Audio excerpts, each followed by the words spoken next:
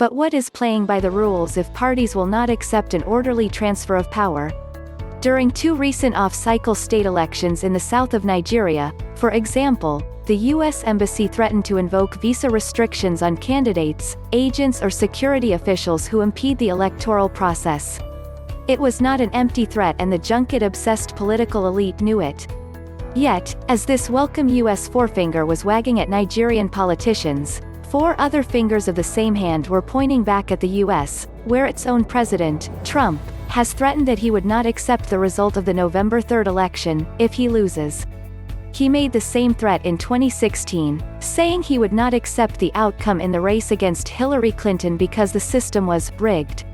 We may never know what would have happened since he won. As of the time of writing, Facebook was planning to implement stringent standards to prevent the shambles of 2016 or the likelihood of a repeat of Cambodia 2018, where the Prime Minister was accused of buying fake fans to boost his electoral chances, a clear indication of how low the U.S. that prides itself on sterling democratic values has fallen.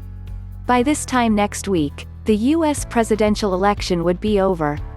But there are a number of reasons why even days after the election, voters may still not be able to say for sure whether Trump or former Vice President Joe Biden won.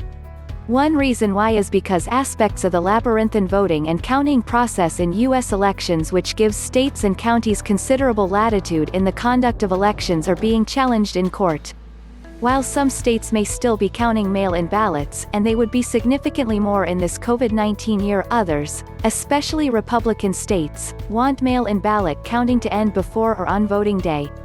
The main reason why this election is fraught, however, is because Trump has hinted darkly that he would not accept the result, if he loses. He said he could not guarantee an orderly transfer of power, if the outcome does not favor him. Trump's base is listening, and the violent elements among them are waiting. The U.S. faces a dark winter of post-election chaos. Trump's threat not to accept defeat is the main fuel stoking the flames. Yet, what he is doing and what is being done in his name are much worse.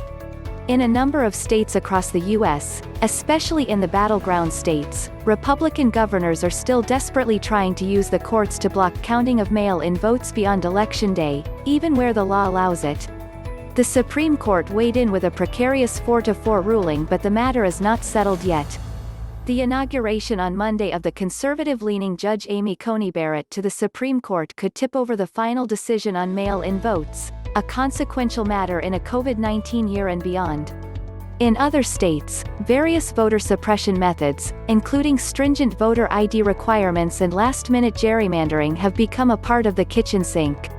It doesn't end there.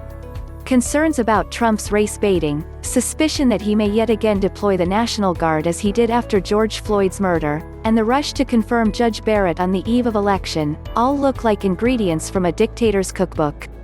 But he does not care.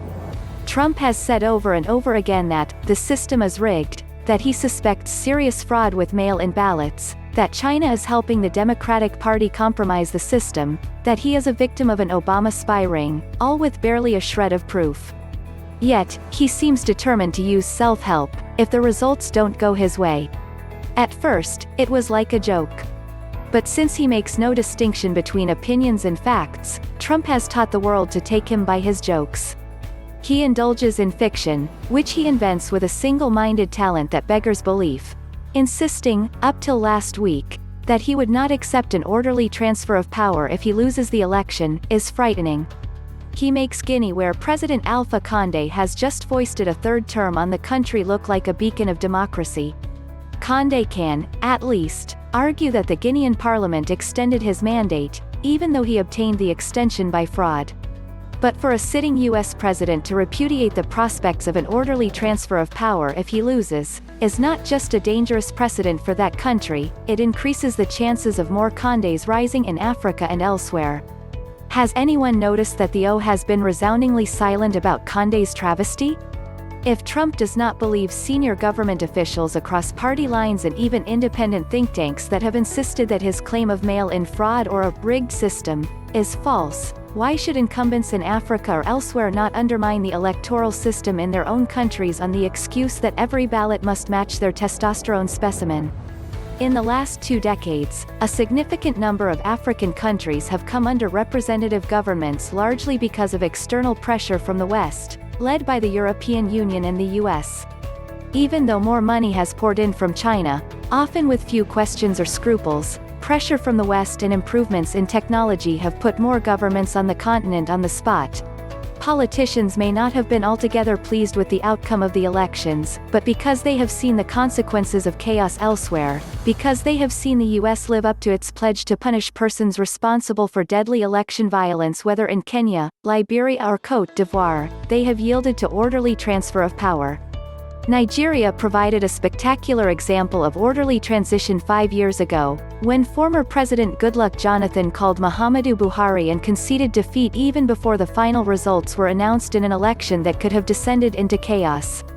Despite deep misgivings in the ruling People's Democratic Party (PDP), at the time that Jonathan was being wangled out of office by a conspiracy of the northern elite, the former president endured his misery and walked away.